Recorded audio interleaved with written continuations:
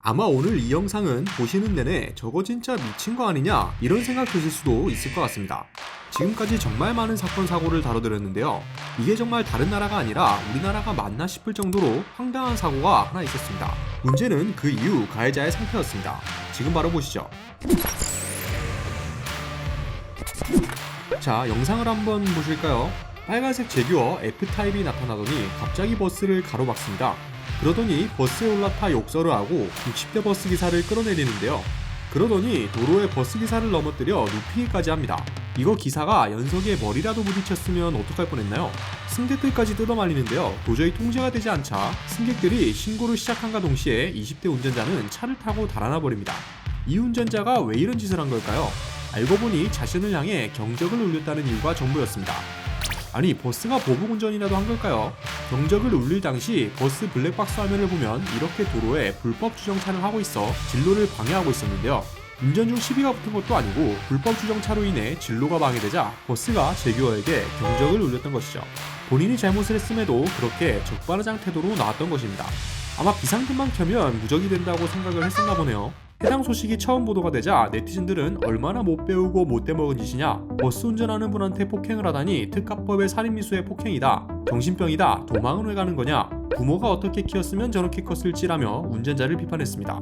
커뮤니티 내에서도 옆에 여자 있어서 폼 좀 잡으려다 망한 거다, 허세에 찌든 금수저에 비참한 최후다, 이제 뉴스까지 타고 역관광 당할 일만 남았다, 신상 털어서 참교육 가자라는 등의 분노 가득 찬 의견들이 많았습니다. 그 중에서도 눈에 띄었던 것은 미국은 가해자의 인생 따윈 알 바 아니라는 듯이 판결, 한국은 피해자의 인생 따윈 알 바 아니라는 듯이 판결한다, 검토는 무슨 구속을 해야지, 법을 강화해 봐라 등 현재의 법과 제도를 지적하는 의견들이었는데요. 버스기사님은 바닥으로 떨어지면서 팔을 다치고 전치 3주 진단을 받고 병원에서 치료 중인 것으로 전해졌고, 이 사건에 대해 젊은 사람한테 이렇게 당해보니까 서러워서 못 살겠다, 지금까지도 이렇게 몸이 떨리고 내가 어디다 이런 하소연을 해야 하는지 너무나 분통하고 억울하다 라고 말을 했다고 합니다.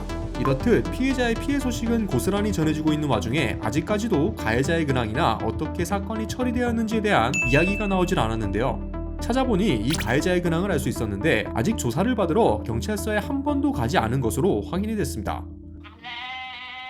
보도에 따르면 가해자는 사건 당일은 물론이고 지금까지 단 한 번도 경찰서에 간 적이 없다고 합니다. 서울 방배경찰서는 이에 대해 차량 번호를 조회해 본인에게 전화를 걸었고 본인이 당시 있었던 일을 모두 인정했다. 피해자와 가해자 모두 진술서를 작성해야 하는데 피해자가 병원에 입원 중이라 아직 진행하지 못하고 있다 라고 말했습니다. 사실 이해가 잘 안되죠. 이미 폭행했다는 사실이 버스 블랙박스에 고스란히 담겼고 실제로 가해자가 직접 시인까지 한 상황인데 가해자가 경찰서에 출석하지 않았다는 이유로 수사나 처리 과정이 늦어지고 있다는 건데요. 이에 대해 연합뉴스와 인터뷰한 변호사도 진술 자체가 안 되는 상황은 아니다라며 하루빨리 가해자를 불러 조사를 받고 피해 회복을 시켜줄 수 있도록 조치를 해야 한다라고 말했습니다. 요즘 사건 사고 관련하여 경찰의 미흡한 수사를 지적하는 분들이 많습니다.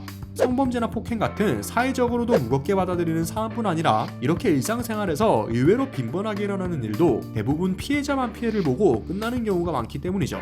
이 사건의 경우도 경찰에게는 피해자보다 가해자의 인권이 더 중요한가 보다, 증거가 멀쩡히 있는데 조사를 안 하다니 경찰은 못 믿는다, 폭행하고 도주한 범죄자를 전화로 조사를 하냐, 구속수사해야 하는 것 아니냐라는 사람들의 의견이 빗발쳤을 정도입니다. 만약 가해자에게 특가법이 적용된다면 5년 이하의 징역 또는 2천만 원 이하의 벌금에 처할 수 있다고 합니다. 자동차 운전자에 대한 폭행 등의 가중처벌 조항에는 대중교통을 운행 중인 운전자에게 폭행이나 협박을 가했을 경우에 대한 내용이 포함되어 있습니다. 운행 중인 운전자에게 폭행한 것이 아닌 정차 후 폭행했다는 것과 같은 말도 안 되는 내용으로 끝나지만 않기를 바라는 마음입니다.